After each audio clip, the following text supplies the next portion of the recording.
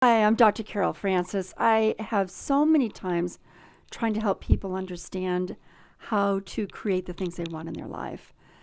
This involves all sorts of things: the law of intention, the law of creativity, the law of manifestation, the law of attraction, law of cause and effect. And the laws could go on and on and on. And all of that's very relevant. And I am in the process of writing a book that'll probably be out sometime in the fall of 2018.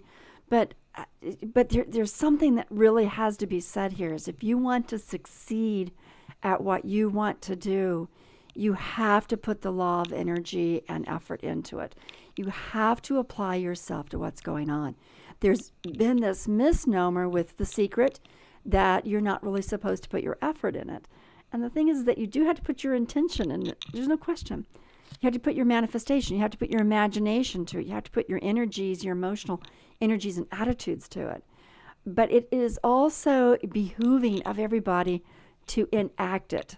Because since we live in a physical world, our thoughts do become form. There's no question. After a certain amount of configurations. But that's the part of it, is that it's amount of configurations.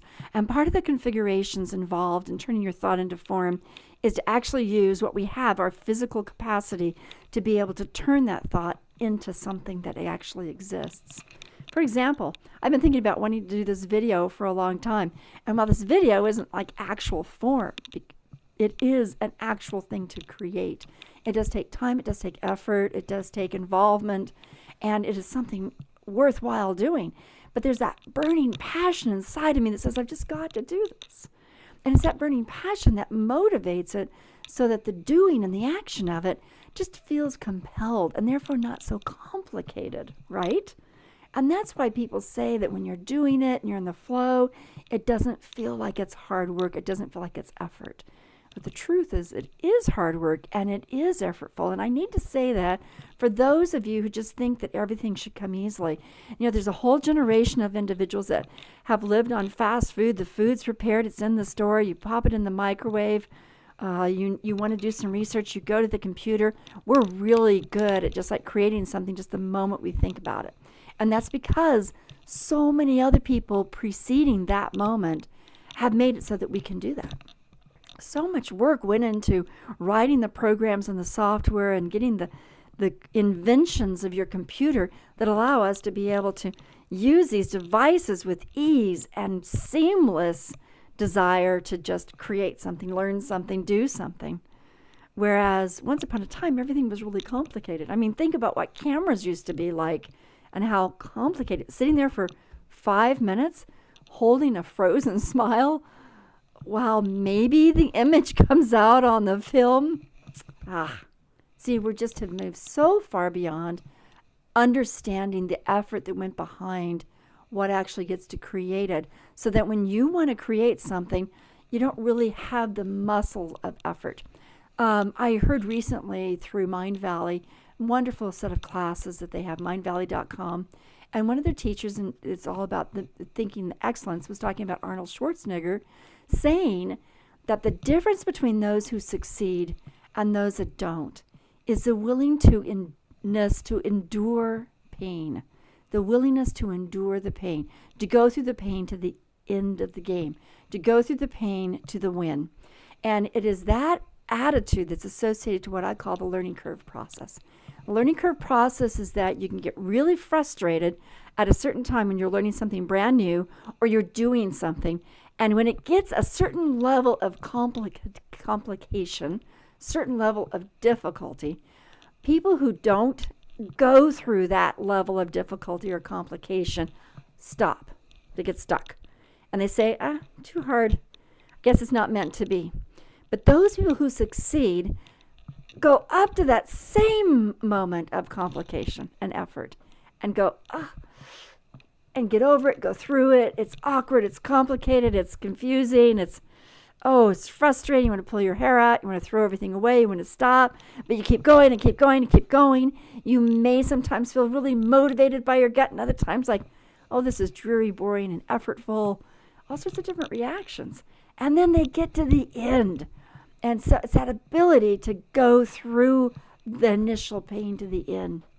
When I do my 3-mile walk in the course of a day, there comes a certain point when I'm going uphill where I just say, oh, do I really have to do all 3 miles? I just want to do, 2.5. And I'm moving as fast as I can. I'm going up hills. I'm walking. I know, not jogging. I used to jog, but going up. And then there's just that kind of like that wall you hit. I used to hit it with running. You'd go, and you just feel like all your energy's lost, and suddenly you hit a wall. And that wall just makes you want to stop, and you just keep going and going and going. And you go beyond that wall, and suddenly there's this like incredible burst of energy. It's just like you kind of break through, and you feel the wow. And of course, this is all based on the biology, the physiology of our bodies. But it's the same thing with our brain. It's the same thing with the effort of anything that we want to succeed at. You're going to go, if you're doing something worthwhile, you're going to go right up to the wall of awkwardness, unfamiliarity, and difficulty. And it's those that get through it, that learning curve frustration, those that go through it, with help of others, by themselves, by tenacity, by taking a pause, by cooling down, by going forward, by fighting, by cursing. They go through it, and then they get to the other side. It's that one heap that differentiates those who will finish the race and those that will just decide it's too big for them. This is learning curve frustration is a really important concept to add to your law of manifesting. And I'm going to call it the law of learning curve frustration. I discuss more about this in my book, Own Your Peace, KISS Method for Inner Peaceful Living, because it's really, really important for people to realize, I really want to do this, but this is so frustrating. And as if I'm supposed to be peaceful all the time, where frustration is actually part of the human experience. The human experience involves frustration. And it's that enduring it that builds those muscles and makes you capable of moving on farther and farther and farther. The more you get used to going through those learning curve frustrations, the more you just kind of take them for what they are, not getting all bent out of shape before them. And that makes you quite capable of being excellent in your life.